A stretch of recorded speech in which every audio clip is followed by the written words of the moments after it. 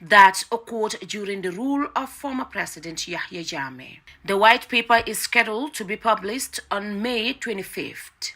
Justice Minister Dauda Jallow said at the end of the session that the cabinet has exhaustively and singly looked into all recommendations of the report and had taken position on each of them. He said when the document is published, the public would see the government's position on the commission's recommendations.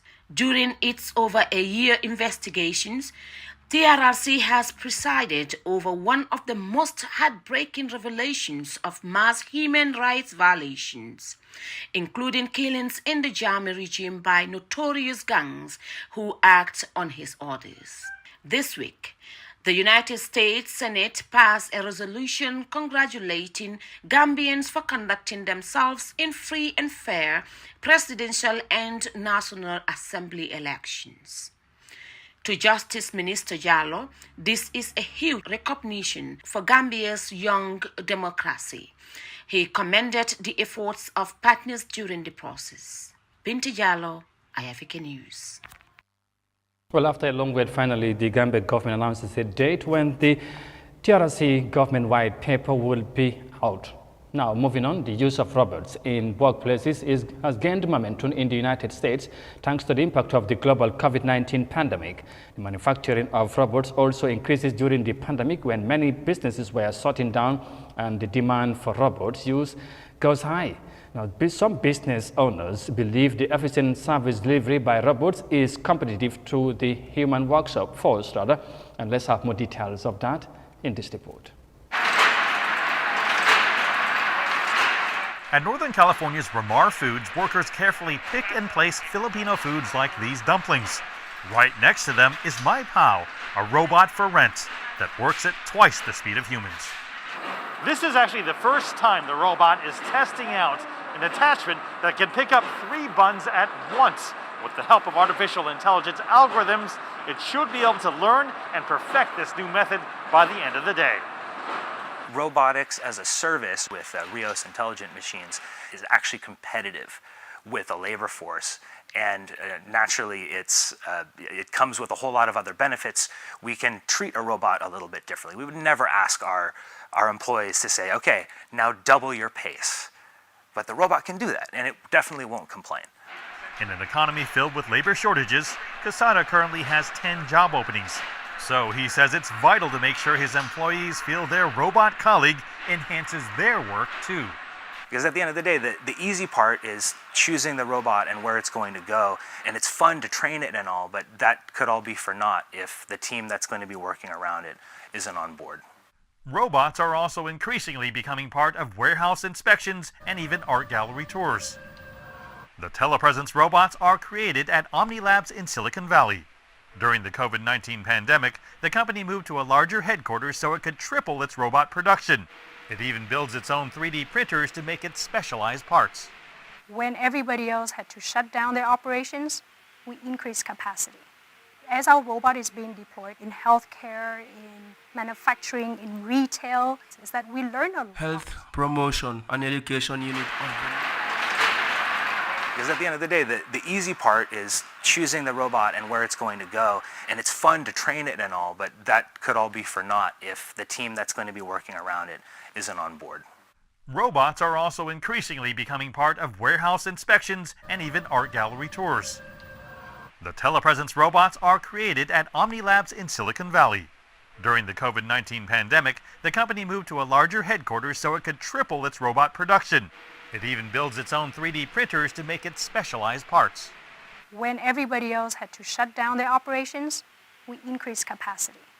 As our robot is being deployed in healthcare, in manufacturing, in retail, is that we learn a lot. And from these learnings, we were able to take it back and doing product development.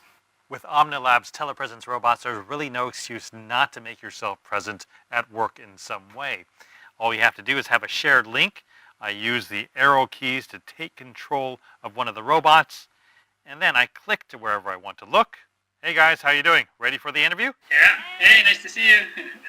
And out of the pandemic came this. an autonomous UVC disinfecting robot that can kill more than 99% of the coronavirus when passing by. Well, hospitals are always chronically understaffed. They don't have time. They're already so busy. They're so slammed. Now you're asking me to disinfect 100 rooms a day. Let's design the product that's best, where you just put it in the room, hit one button, and walk out. You don't need to push around a 300-pound machine. Go says hospitals are buying their robots and cleaning companies renting them. Just one more example of how robots have become more affordable while also learning to be more effective partners with their human coworkers.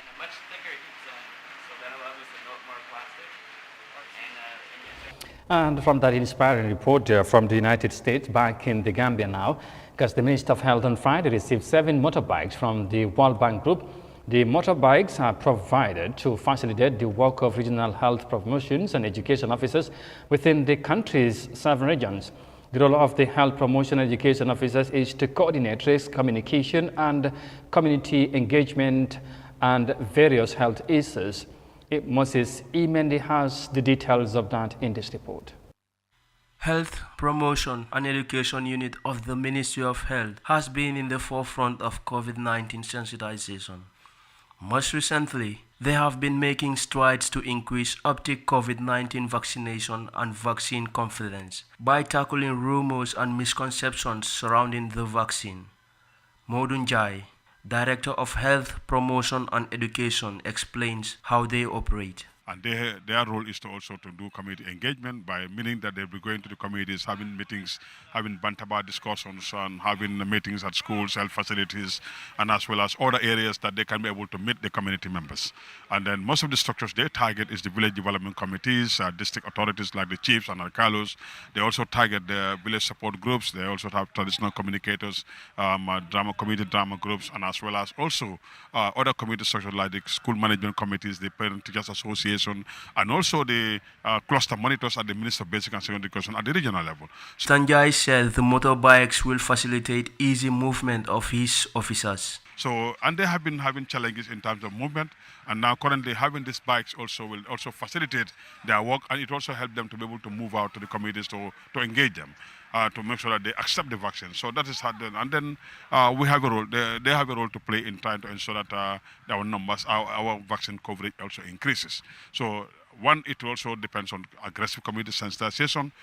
He added that the ministry will embark on a massive sensitization campaign in June, but these officers will continue engaging communities to get vaccinated even after the campaign.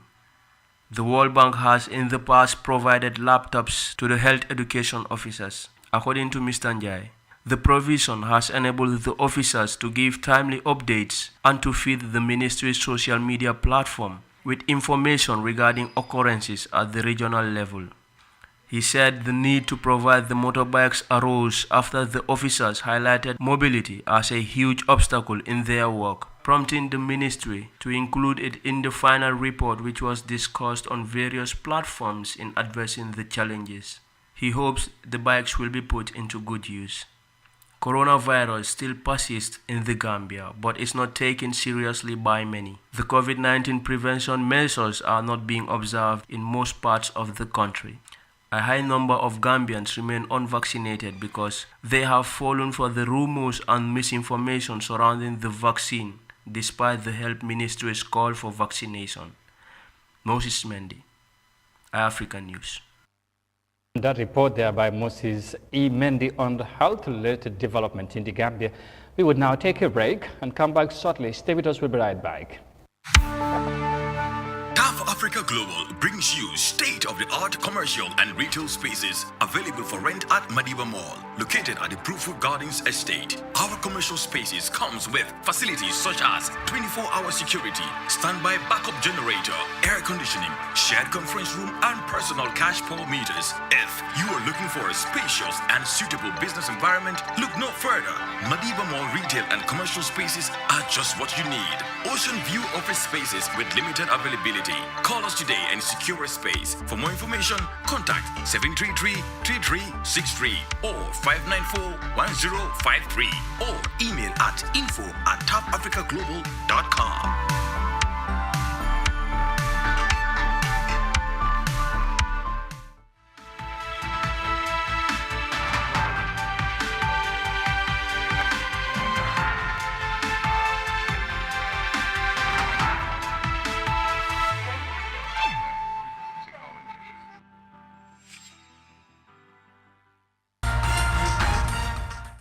Welcome back, and you're watching this week's news edition live from our studios in Banjul. And once again, many thanks for joining us. Now, through a collaboration with members of the Gambia Transport Union, the police on Friday arrested 2 Gambians and 2 Senegalese for allegedly extracting rice from bags in trucks.